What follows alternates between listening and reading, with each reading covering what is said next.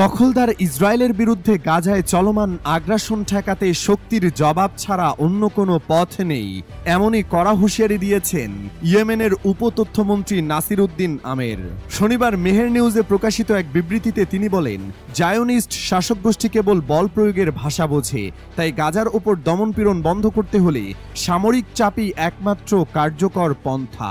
নাসির উদ্দিন আরও জানান, গাজার জনগণের দুঃখ দুর্দশা লাঘব এবং দখলদার শাসনের অভ্যন্তরীণ ফ্রন্টে চাপ তৈরি করতে ইয়েমেনি সশস্ত্র বাহিনী সর্বশক্তি দিয়ে লড়ছে।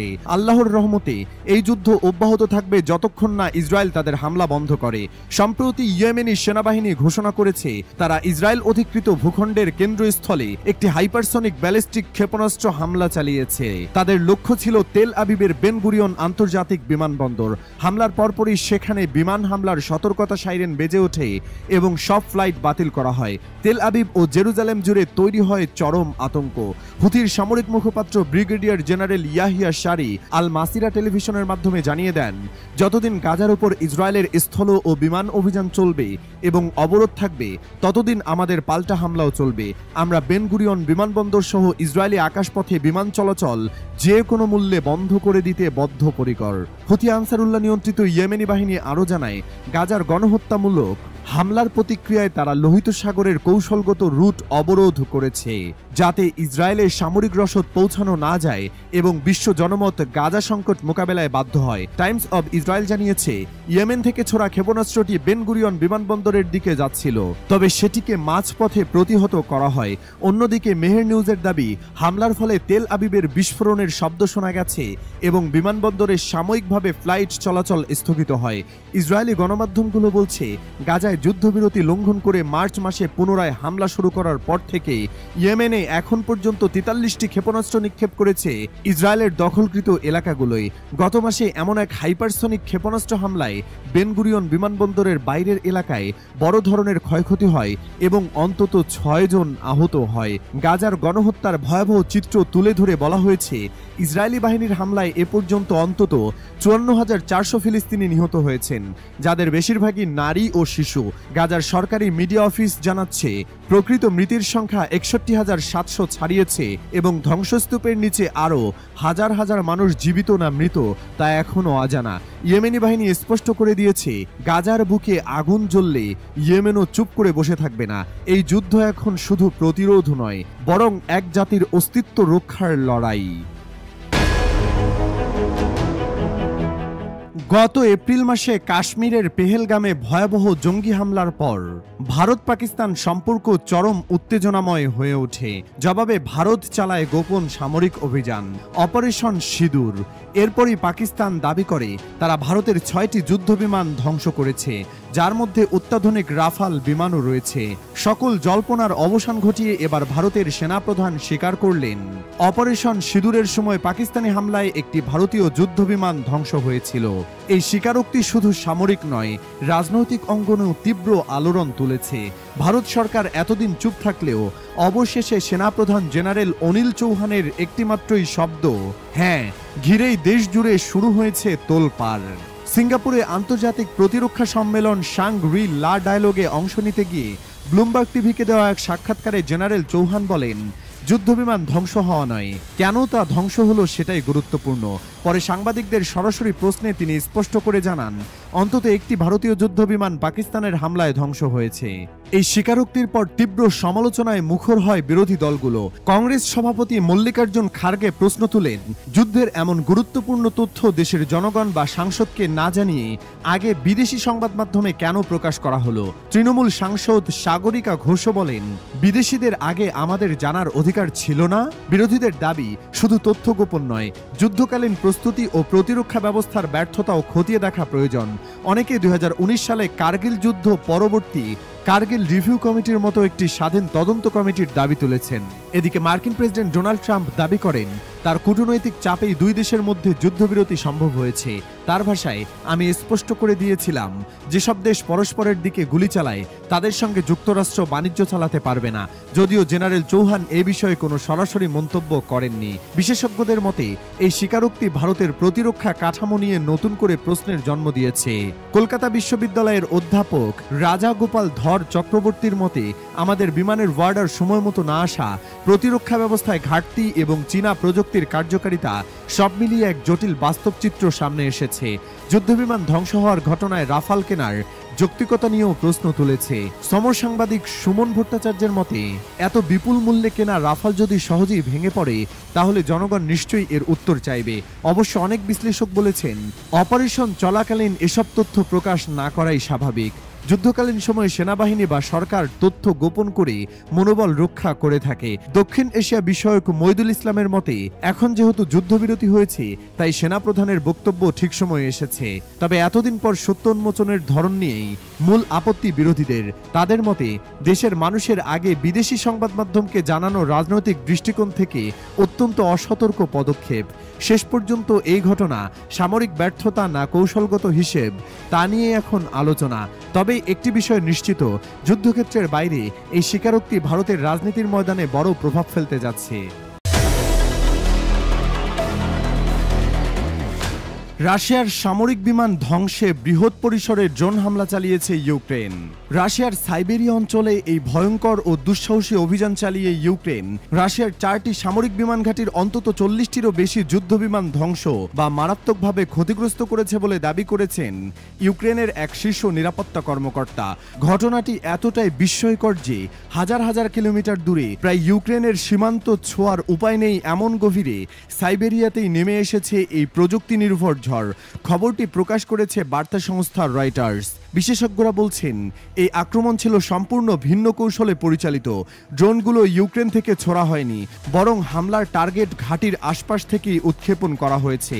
অর্থাৎ ইউক্রেন ড্রোনগুলোকে আগে থেকেই রাশিয়ার মাটিতে স্থাপন করে রেখেছিল, যেগুলো ট্রাকে বহন করে নিয়ে যাওয়া হয়। কাঠের তৈরি ছোট ছোট মোবাইল কেবিনে লুকিয়ে রাখা অবস্থায় সেই কেবিনের ছাদ খুলেই রিমোট কন্ট্রোলে ছোড়া হয় মারণঘাতী ড্রোন, যা চূড়ান্ত নিশানা ছিল রাশিয়ার কৌশলগত বোমারু বিমান। এই সময়টাও ছিল অত্যন্ত স্পর্শকাতর, কারণ এই হামলা ঘটেছে তুরস্কের ইস্তাম্বুলে রাশিয়া ইউক্রেন শান্তি আলোচনার একেবারে আগ মুহূর্তে। ফলে অনেক বিশ্লেষকই এটিকে একটি রাজনৈতিক ও সামরিক উস্কানি হিসেবে দেখছেন। নাম প্রকাশে অনিচ্ছুক ইউক্রেনের একজন নিরাপত্তা কর্মকর্তা জানিয়েছেন, এই অপারেশন পরিচালনা করেছে ইউক্রেনের অভ্যন্তরীণ গোয়েন্দা সংস্থা SBU। তাদের লক্ষ্য ছিল রণক্ষেত্র থেকে অনেক দূরে অবস্থিত রুশ ঘাঁটি, যেখানে একসময় ইউক্রেনের শহরগুলোতে হামলার জন্য প্রস্তুত রাখা হতো দূরপাল্লার Tu-95 এবং Tu-22 বোমারু বিমান। এই বিমানগুলো ক্রুজ ক্ষেপণাস্ত্র বহনে সক্ষম এবং রাশিয়ার সামরিক শক্তির অন্যতম স্তম্ভ হিসেবে বিবেচিত। একটি ছবিতে দেখা যায় কাঠের তৈরি ছোট কেবিনের ছাদে সারি সারি ড্রোন বসানো, আর পাশে অপেক্ষায় ট্রাক। এমনই এক কেবিন থেকে ড্রোনগুলো দিয়ে হামলা চালানো হয়েছে। রয়টার্সের হাতে আসা একটি ভিডিওতে দেখা যায় বিশালাকৃতির Tu-95 বিমানগুলোর গায়ে জ্বলছে আগুন।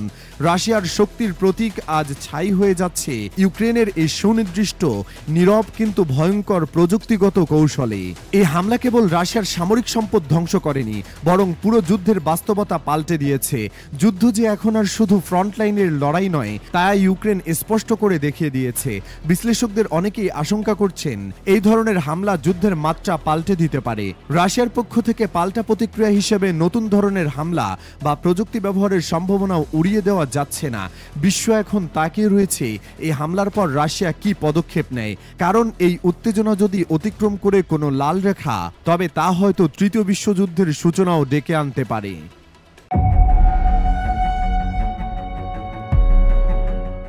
ইসরায়েলি পত্রিকা ইয়েদিওত আহরোনোথের বিশ্লেষক ওভি ইয়াসখরফ বলেছেন, যদিও কিছু ইহুদিবাদী কর্মকর্তা দাবি করছেন যে ফিলিস্তিনি প্রতিরোধ আন্দোলনের উপর ইসরায়েলের চাপ কাজ করছে, বাস্তবে হামাস এখনও দৃঢ়তার সাথে প্রতিরোধ চালিয়ে যাচ্ছে এবং তাদের মধ্যে ভেঙে পড়া কিংবা আত্মসমর্পণের কোনো লক্ষণ দেখা যাচ্ছে না।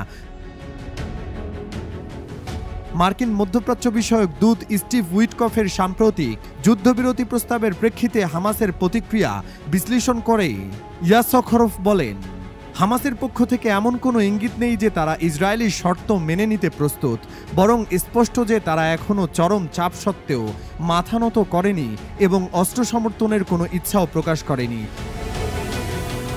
অপরদিকে দৈনিকটির আরেক বিশ্লেষক আসাফ মেওদানি ইসরায়েলের অভ্যন্তরীণ পরিস্থিতিকে অত্যন্ত দুর্বল এবং জটিল বলে বর্ণনা করেছেন।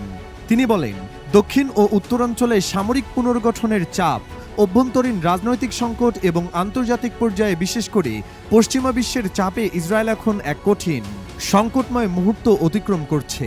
তদুপরি প্রধানমন্ত্রী বেনিয়ামিন নেতানিয়াহু তার রাজনৈতিক অবস্থান টিকিয়ে রাখার প্রচেষ্টায় জাতীয় স্বার্থের চেয়ে ব্যক্তিগত স্বার্থকে প্রাধান্য দিচ্ছেন, যা পরিস্থিতিকে আরও তীব্র করে তুলেছে। এই পরিস্থিতির মধ্যে হামাস এবং ইসরায়েলের মধ্যে যুদ্ধবিরতি এবং বন্দি বিনিময় বিষয়ক আলোচনা কার্যত অচলাবস্থায় পড়েছে। মার্কিন যুক্তরাষ্ট্রের মধ্যস্থতার পরও কোনো দৃশ্যমান অগ্রগতি হয়নি। শনিবার সন্ধ্যায় হামাস জানিয়েছে তারা উইটকফের প্রস্তাবে আনুষ্ঠানিক প্রতিক্রিয়া দিয়েছে। তবে স্টিভ উইটকফ ওই প্রতিক্রিয়াকে সম্পূর্ণ অগ্রহণযোগ্য বলে অভিহিত করেছেন এবং দাবি করেছেন হামাসের অবস্থান আলোচনার গতি থামিয়ে দিয়েছে। হামাস অবশ্য উইটকফের মন্তব্য প্রত্যাখ্যান করে বলেছে তাদের প্রতিক্রিয়া চুক্তির কাঠামোর মধ্যেই ছিল এবং ইসরায়েল নিজেই আলোচনার শর্ত ভঙ্গ করছে। তারা অভিযোগ করেছে স্টিভ উইটকফের ভূমিকা পক্ষপাতদুষ্ট এবং একজন মধ্যস্থতাকারী হিসেবে নিরপেক্ষতার ন্যূনতম মানদণ্ডও তিনি বজায় রাখেননি। হামাসের পক্ষ থেকে আরও বলা হয়েছে তারা গাজায় স্থায়ী যুদ্ধবিরতি এবং অবরোধ প্রত্যাহারের শর্তে অটল রয়েছে, কিন্তু ইসরায়েল এখনও এই দাবিগুলো মেনে নিতে অস্বীকৃতি জানাচ্ছে।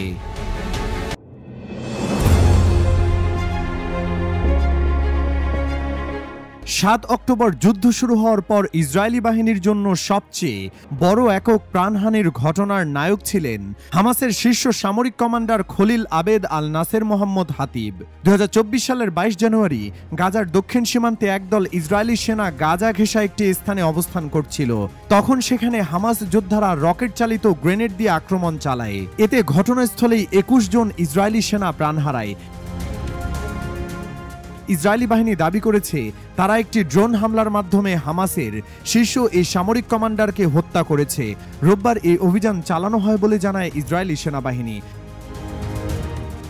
সেনাবাহিনীর বিবৃতিতে বলা হয়, খলিল হাতিব ছিলেন 2024 সালের 22 জানুয়ারির ভয়াবহ গ্রেনেড হামলার মূল পরিকল্পনাকারী ও সমন্বয়ক। খলিল হাতিবের বিরুদ্ধে পরিকল্পনা, সরঞ্জাম সরবরাহ এবং অভিযান পরিচালনার প্রত্যক্ষ দায় থাকার প্রমাণের ভিত্তিতে তাকে টার্গেট করে হত্যা করা হয়েছে বলে দাবি করা হয়। তবে হামাসের পক্ষ থেকে এই হত্যাকাণ্ড নিয়ে কোনো আনুষ্ঠানিক প্রতিক্রিয়া এখনও পাওয়া যায়নি। এদিকে এই হামলার কয়েক ঘন্টার মধ্যে গাজা শহরের একটি ত্রাণ বিতরণ কেন্দ্রে গুলি চালায় ইসরায়েলি সেনারা।